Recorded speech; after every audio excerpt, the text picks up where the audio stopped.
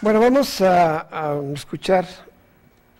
seguir escuchando esta plática importantísima, pero le recordamos, ya tuvo usted en pantalla los teléfonos, de nuevo cuenta se los proporcionamos porque es importante que participe, que usted haga preguntas. Es un tema que incuestionablemente a todos nos llama la atención.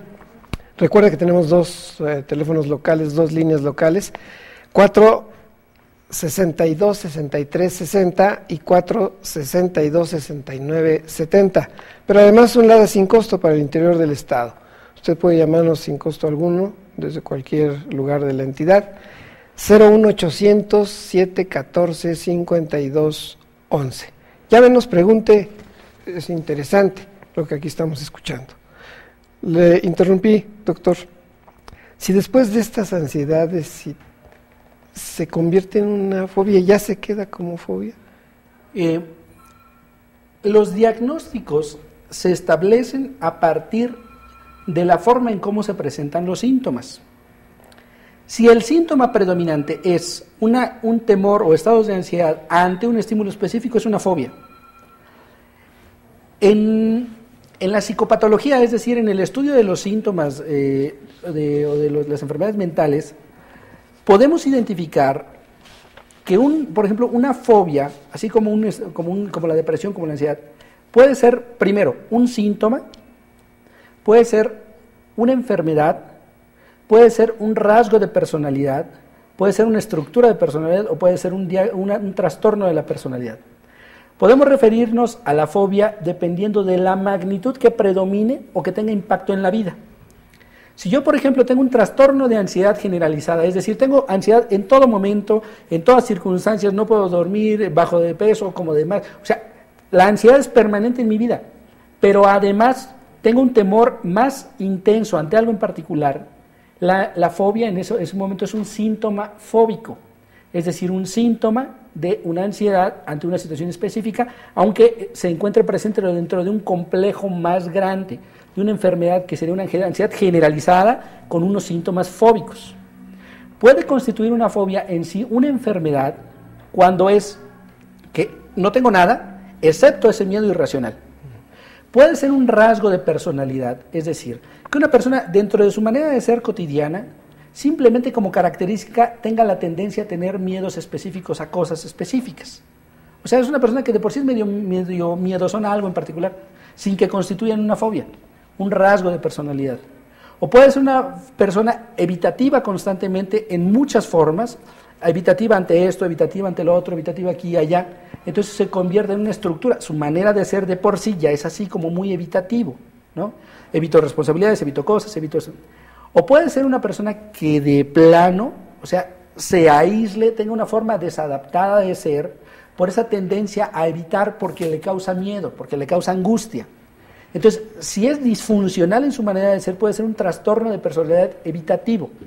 Es decir, lo fóbico puede representar, repito, un síntoma dentro de otra enfermedad, puede ser una enfermedad en sí misma, puede ser una característica en una persona normal, puede ser una forma de ser o puede ser una forma desadaptativa de ser. A ver, hace un momento comentábamos, antes de iniciar el programa, desde luego, sobre esto de que todas las personas, niños, niñas, adultos mayores, todos experimentamos ansiedades y miedos de vez en cuando. Pero se dice que es bueno en el caso de los niños, eso es bueno, pero no podría confundirse después, o cómo manejar, si es bueno, cómo manejar esas ansiedades y miedos con los niños. El problema es que en esta evolución del ser humano, sobre todo en la época de los niños, ya está dentro de la media, está más o menos estipulado cuáles son los miedos naturales que los niños poco a poco, en el momento que van creciendo y que van responsabilizándose, van dejándolos. El problema es cuando ese miedo se hace constante. Y ya no es a los 4 años, sino a los 6 de entrar a un lugar con luz apagada, a los 8, a los 12, la gente que corre rapidito prende la luz y está... Es decir, ya es cuando el miedo se hace crónico, entonces ahí es cuando se hace una dificultad. Pero hay miedos que nos ayudan a estar vigilantes, atentos, a justamente que no nos arriesguemos y transgredir nuestra propia integridad. Recién Carlos decía algo que me parece interesante que remarquemos, que es cuando la gente diría, bueno, pero yo tengo fobia a esto. El problema es que cuando una fobia realmente se instala en nosotros, se permanece, es cuando me paralizo frente a este estímulo, que generalmente sería decir, no, si tienen, yo voy a contar rápidamente una anécdota personal en relación a una fobia, porque en la cápsula hablaban de los factores genéticos y de los factores culturales. Hasta ahora los factores genéticos no están comprobados específicamente en el tema de la fobia, sí el tema de la ansiedad, pero no específicamente en el tema de la fobia, pero sí el cultural. Yo era pequeño y entonces siempre mi mamá cuando se refería a los gatos, se refería, vamos, de una manera terrible, por una experiencia que ella había tenido. Entonces, siempre que íbamos caminando o se veía un gato, ¡hay un gato! Y entonces yo veía los gatos y también me paralizaba. Un día cumplo años y me salta un gato y me lastima. Bueno, a partir de ahí yo estuve muchos años que si sabía que en una casa había gato, yo no iba a esa casa. Sí, si era fóbico a la idea de los gatos. Incluso hasta las caricaturas con gatos me parecían, ¿sí? Es decir, terapéuticamente, claro, pues se trabajó y ya no es que amo los gatos ni que los tengo encima, pero ya puedo asistir a lugares donde hay gatos, ¿sí? Claro. Entonces, de alguna manera, este es el tema, es decir, cómo nos paralizamos frente a las fobias. Es natural que dentro de la creación de imágenes y de ideas los chicos crean a partir de residuos diurnos, que puede ser las caricaturas que hacen ahora, por ejemplo, de terror, y que entonces cuando se van a dormir aparecen esas como imágenes de sueño y los chicos se despiertan y empiezan a presentar miedo, ¿sí? Es decir, el aspecto de los miedos de los chicos puede tener muchas variantes. El tema es que se van superando. Y yo como papá me voy dando cuenta que a los 3 años tenía miedo a entrar solo a su habitación, pero a los 5 ya lo hace. Pero si a los 5 tiene miedo, si a los 8 tiene miedo, si a los 10 tiene miedo, entonces algo está pasando en relación a ese miedo que lo está paralizando a ese muchacho. Entonces sí podemos pensar que son necesarios en los niños, los miedos, las angustias, son necesarios y sí sirven para que con esa experiencia puedan enfrentar cosas más graves. Diríamos que son parte del desarrollo. O sea, es parte del desarrollo llegar a una etapa de un miedo en particular, se supera, se entra en una nueva etapa, se superan cosas. O sea, digamos que indicadores del desarrollo, ¿no? Va progresando. Ahora, ¿cuáles son las fobias más? Son muchísimas, me dicen. Híjole. Pero ¿cuáles son las más comunes que ustedes tratan con sus pacientes? Yo una de las fobias, y también te contaba fuera de cámara una experiencia que tuve reciencito, por ejemplo, el miedo a volar, ¿sí? Pero aquí pasó algo bien interesante porque se me develó, hice hace poquito un viaje bastante largo, y antes de salir, la señora que se sentó al lado mío, no de manera como para crear una empatía, porque sabíamos que íbamos a volar muchas horas, comenzaba a hablar. Yo empecé a ver que comenzaba a hablar de cualquier cosa, me hablaba a mí, y dije, esta mujer me parece que vamos a tener un viajecito complicado. Sí, difícil. Yo estaba de turista, no estaba como terapeuta. Y él despega el avión y empieza a hablar, pero yo empiezo a observar lo que decía Carlos en relación a toda la manifestación física, ¿no? La señora se secaba en el asiento de adelante las manos, se hacía así, se movía, hablaba. Entonces le digo, señora, ¿tiene miedo a volar? ¡Sí! No, bueno. Y entonces me dice, lo que yo haría en este momento para poderme quedar tranquila es sacar al piloto y manejar yo. Es decir, lo interesante de esto es que en este caso, además hay una sensación de control bastante interesante de la gente que puede volar. Si hay algo en lo que pierdo totalmente el control, es sentarme en un avión y volar. ¿De acuerdo? Porque me siento, no veo más que los otros pasajeros, lo que puedo ver por la ventana, pero no sé lo que pasa adelante.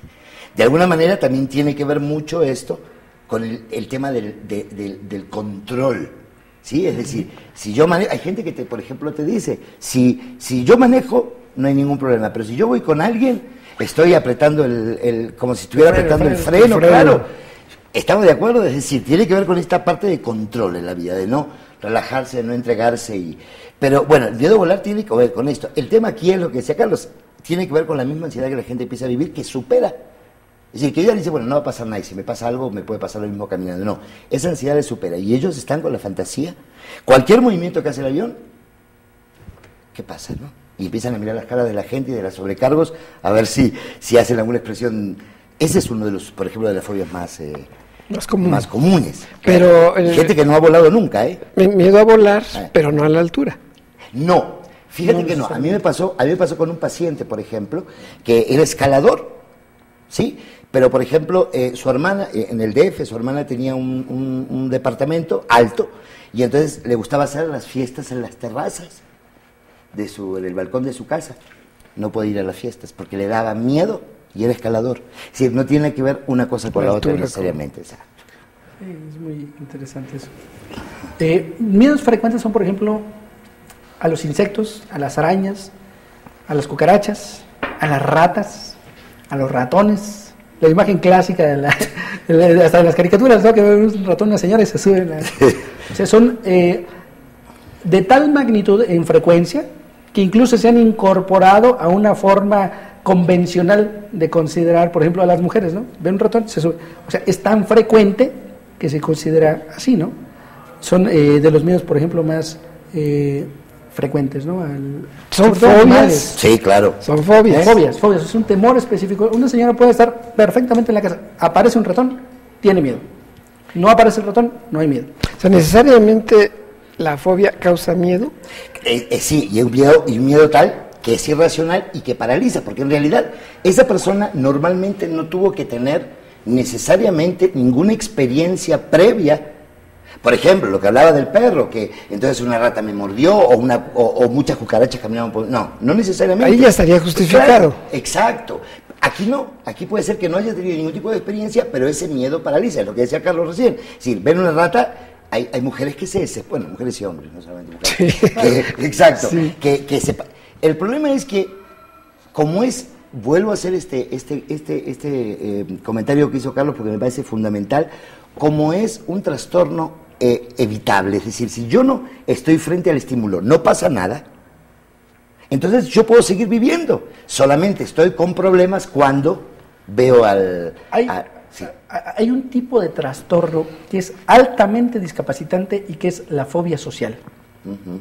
La fobia social, o incluso la agorafobia, por ejemplo, la fobia social es el miedo a la gente, a la multitud, a que lo vean.